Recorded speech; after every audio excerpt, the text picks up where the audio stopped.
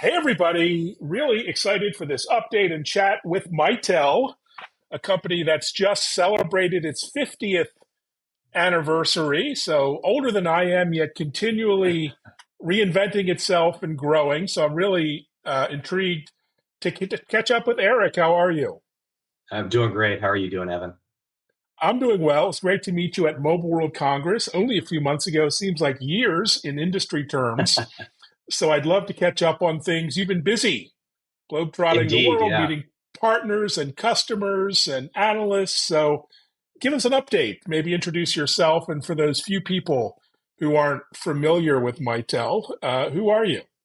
Yeah, it sounds great. Well, first of all, thanks for having me on the show. So, as you said, my name is Eric Hansen. I'm the Chief Marketing Officer at Mitel, and a company that's been around for quite some time. And I think one of the signs of a great company is its ability to sort of read and react to the trends in the market and adapt based on kind of the business. Steady history of innovation at Mitel. I've been with the company just about 100 days now, so but I come to the company with over a decade of experience in unified communications and collaboration. Having played roles both at a UCAS player, but also even prior to that, probably actually 2 decades if you count my time as a customer, actually buying these types of technologies when I was an entrepreneur and had a company of several hundred employees. So again, great to be here and really excited to share some of what we're doing. Yeah, and I want to dive into that. Maybe describe what you've been up to. You've had a major event with customers and partners, a lot of industry events. So what are some of the takeaways that you've been hearing on your global whirlwind tours that Yeah, yeah, for sure. So we just completed actually a three-city global worldwide tour. The tour is largely centered on interacting with our partner community, customers, as well as business consultants that specialize in the UC space. And across those, we did North America in San Antonio, we did Barcelona. For our international partners, which includes basically all regions excluding the Americas and DACH. So we actually had people come from India and join us in Barcelona, from all over Asia Pac, as well as, of course, Western Europe.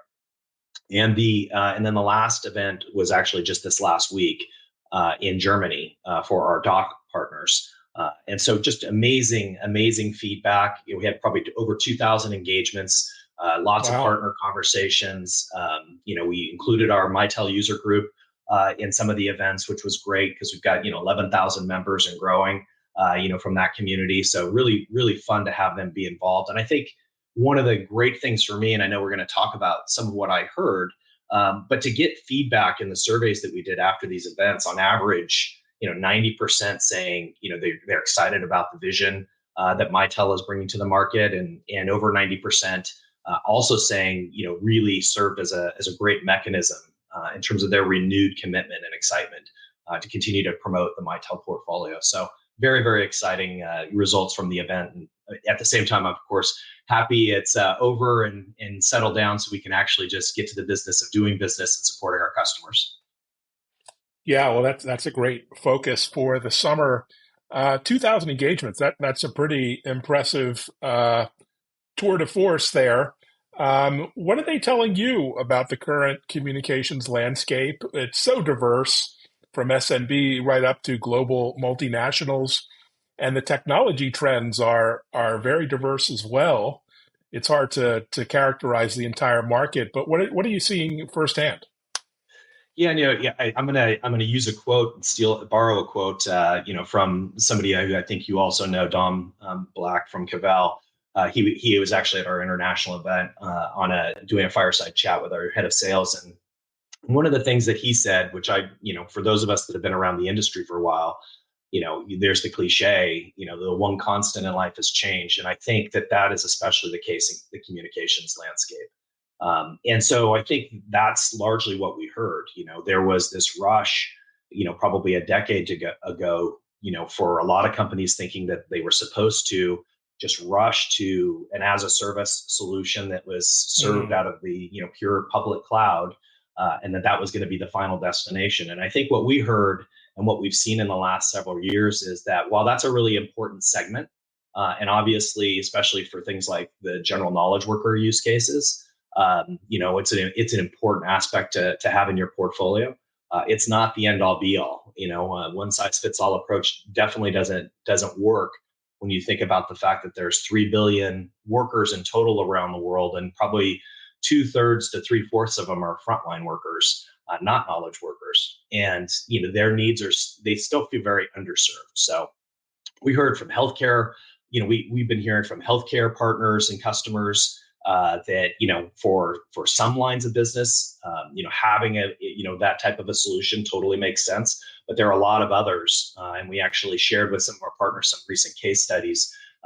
Where for some organizations they might use something like a UCaaS solution for one particular line of business, but then they need that sort of deeply embedded, whether it's for compliance reasons or other specific sort of speed of light challenges, if you will, in terms of responsiveness for emergency services and the like. They really need more of a hybrid approach, and so that's really what we're doing at Mitel is being really thoughtful around not trying to push the technology, but instead align technology to a company's business strategy, as well as sort of their realities in terms of what it takes to excel in whatever they do, whether they're in healthcare, education, law enforcement, what have you.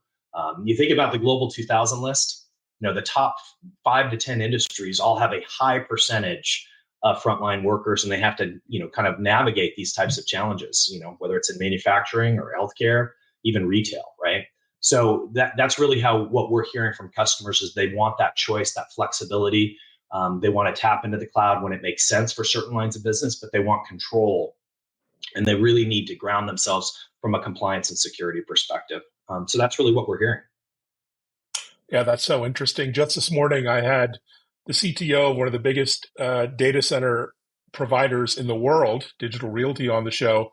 And he shared that the biggest trend he's seen personally firsthand now is private AI, which is Mm-hmm. basically a private cloud managed in a hybrid environment, cut off from the public access that you're seeing around AI. And that was so fun. Wow, that's a really interesting trend. So clearly, one size doesn't fit all, and your products are fit for purpose too, right? I mean, maybe describe the product line at Mitel for those who haven't kept track. You have quite a Sure. portfolio these days.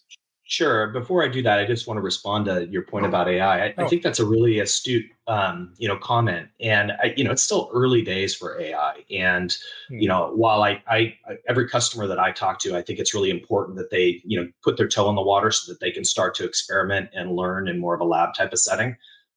But the AI is only as good as the data it's fed. I mean, I would actually argue it's not artificial intelligence, more automated intelligence, leveraging what we as kind of carbon-based assets within an organization know to be true, and feeding that. And I think the concept around private AI, I think, is a really important one, because if you think about the fact that there's lots of large language models that can be licensed and so forth, then have lots of questions around who's actually feeding that information. Is it using Mm. your information from your business? I had a marketer that was talking about using it for things like SEO as an example.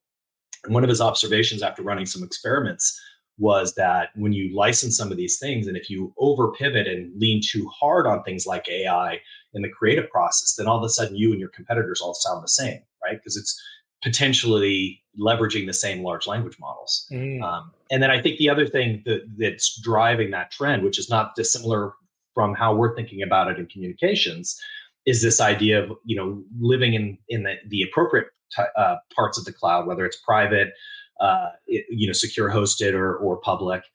Again, right tool for the right job, but also living at the edge. Again, you think about healthcare where milliseconds matter, and there's certain dynamics, whether it's communications or in the case of AI, that we believe are going to be really important to be able to have that type of hybrid model in both of those scenarios. So I mean, I think it's a very exciting time, but I think you have to be very thoughtful about how you're executing. Yeah, good point. And you're executing across the board. So for those of us who've lost track a little bit of your portfolio, Sure. it has grown, evolved, and it's getting bigger with your mergers and acquisitions and investments. Maybe catch us up a little bit. Yeah, for sure. So, as you said, Evan, we've been around for 50 years, and brought one of the first virtualized PBXs to market a long time ago, and so we're always looking at those types of opportunities in terms of where the market's going, kind of in the spirit of solving real customer problems and trying to help them adapt to kind of the dynamics of whatever market that they are living within. And so for us, on the horizontal side, obviously we have unified communication solutions that can be delivered, on premise, which is, kind of the heritage of the company, in the cloud, the full gamut. And we can mix and match within a given environment because we find a lot of organizations need different types of solutions for different parts of their organizations, especially with global enterprise. And so having that flexibility becomes really important. That includes things like contact center, but it also includes more from a vertical perspective. More taking the approach of developing the portfolio or fleshing out the portfolio, which is one of the things that the Unify acquisition, which you were alluding to, really brought to the table, was more deep vertical integrations. So if I think about our virtual care collaboration solution, we've had a lot of Unify had a lot of success with that in hospitals in the DACH region, and now we're bringing that to North America. And it's a very differentiated product. It's not just kind of a web and video conferencing solution. It actually has deep integrations back to communications, back to some of the tailored solutions on the ERP or HR CRM systems, relative to lots of different things, and really trying to simplify the experience for both caregivers as well as patients, and how accessibility. And this is actually a great area where we're actually integrating some AI, and looking at ways that for the doctor, they can quickly scan through a report around past interactions or what other doctors have added to their records. And of course, that has to be incredibly secure, in order to stay compliant. And so those are the types of things that we're thinking about, where it's hybrid, right tool for the right job, integrated, deeply integrated to not just the one size fits all type of solutions that are out there, like a Salesforce for CRM, but adjacent solutions that are actually specific to a given industry, whether it's manufacturing or healthcare or what have you. And then multimodal. How do these solutions come together at that intersection of hardware and software to really drive a rich experience, both for, in the case of healthcare, the healthcare provider, as well as the patient and maybe their extended family. And so those are the types of things that we're really thinking about. Well, I love the references to healthcare, certainly a passion of mine. And there's so much broken with our healthcare system that there's so much good work to be done around empowering providers and patients and doctors, nurses alike. So we'll have to dive into that deeper on another episode because, Sure. Well, well, you and I aren't getting any younger. to say the least, that's for sure. The other thing you've been really consistent with over the years and decades is your partner-led approach. While many companies in this space, and I won't name names, have sort of refocused on cloud or maybe direct business, you've consistently focused on partners first. Why is that? And tell us about your philosophy there.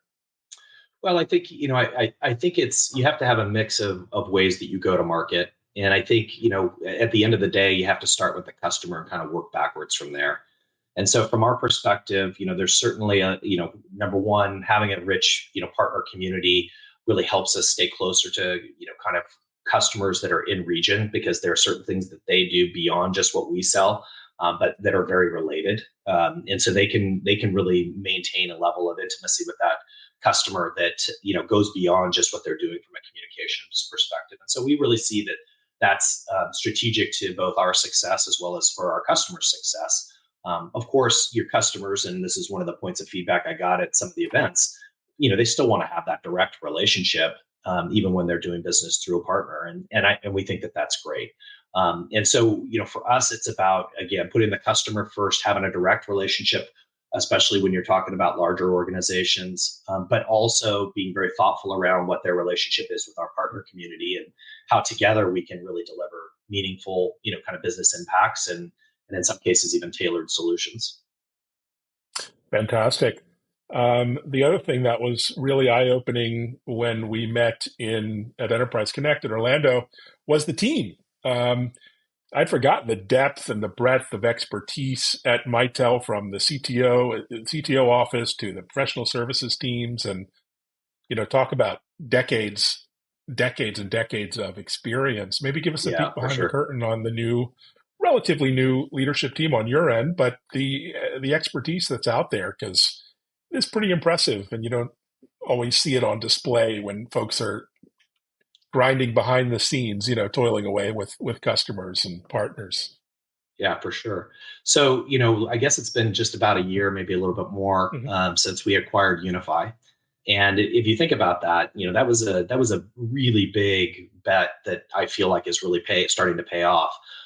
You basically took two companies that were approximately the same size, but Mm. had, and while our portfolios overlapped some, there were a lot of things that were very complementary in terms of how we were going to market, and the depth of which we were addressing certain segments of the market, right? So we're now 5,000 employees, and I think one of the exciting things is that in addition to the vertical solutions that I was mentioning earlier, that acquisition also brought with it a rich heritage around professional services. Mm. And so post acquisition, 25% of our organization is now in professional services. And you may think, wow, that's a lot. But if you think about all of the things that we're doing and our belief around when you're competing for business and you're thinking about things maybe with more horizontal use cases, obviously you want to compete based on customer experience or driving operational efficiency. When you think in terms of some of the vertical solutions where you've got underserved frontline workers, you need to differentiate based on sort of these tailored, deeply embedded or integrated solutions, which is what we're doing. In both of those cases, though, with complexity, whether it's compliance or otherwise, you need to have rich professional services to bring it to life, right? And so we see three things on the professional services side of things, in terms of driving that type of desire for interaction, especially with larger organizations. One is, we were talking about, kind of a hybrid approach in terms of the portfolio of services or solutions that we offer, right tool for the right job. In some cases, in certain organizations, are really trying to extend the life of their current PBX as long as they can for various Mm. reasons, depending upon the industry. But they have the opportunity cost around supporting it themselves versus partnering with somebody and kind of doing the IT as a service, if you will, type of approach of doing a managed services contract to maintain that, so they can take their own resources and focus them on other strategic projects. And that's sort of one value driver that we see. Certainly, with NEC exiting the market, that's a biggie, right? You've got NEC that kind of with less than a year communicated that they were end of sailing and anything outside of Japan. And so that Wow. leaves, again, think about healthcare as an example. They can't move that fast. And so again, being able to come in and consult and create that managed services bridge to whatever their future state will be over the course of what could be, a year or two while they figure out how to budget for that. That kind of capability really matters. And so that's one of the reasons why I think the professional services piece that came from Unify is so exciting. You mentioned the office of the CTO. It's another great example. Luis Domingo joined us from Unify, and he's our new chief technology officer. I think you got a chance to meet him at Enterprise Connect. He and I have been joined at the hip on a lot of on the road over the last 2 months since I joined, and he's great. I mean, just very thoughtful, ton of history going back to the Siemens days, which are some of the roots from a Unify perspective. And so that's been a really great addition to the leadership team, and among many others. So we've got a really great, I think, culture in terms of the integration between Unify and Mitel, both at the leadership level, but also in the trenches from an R&D perspective. I think we've all probably seen acquisitions that maybe don't go as well as you hope. And in this case, I think what I'm seeing is true deep collaboration of what are the best parts of this portfolio? What are the best parts of this portfolio? How do we bring them together and do something really innovative and interesting that nobody else is really talking about? And I think that's what you always hope for, and that's what I'm seeing happen right now. It's really exciting. Wow, it's impressive to watch it all unfold. And what about you and the team? Are things going to slow down a little bit this summer? You're going to have some R&R, or you're plowing ahead? What's next on No, your we're radar? we are plowing ahead.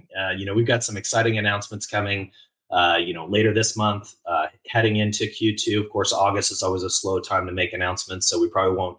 We'll be a little quieter and just mostly focused on spending time with our customers in August. And then we'll hit it hard again coming out of August and into September, and kind of to finish the year strong. So, we're definitely, Mitel, I would say, has been a little quiet as of the last few years. And one of the Mm. things that I'm working closely with my team about is really to get out there, be more vocal around, sort of what we're seeing in the market, engaging with folks like yourself to really help educate, the customer base so that they know what kind of options they have as they're thinking about their business and technology strategy going forward. And so we're going to hit it hard, globally on that front for sure. Fantastic. Well, many of us who've been around for decades have fond memories of Unify and Mitel's good work in this space. So we look forward to hearing more. Thanks so much for joining and just the quick update. And hopefully we'll see you at one of the many industry events around the world. Sounds great, Evan. Thanks again for having me. Thanks so much, Eric. And thanks everyone for watching. If you're not following Mitel, give them a follow. They put out great content, very educational, insightful, beyond the usual marketing stuff. Thanks, everyone. Thanks, Eric. Take care. Bye bye.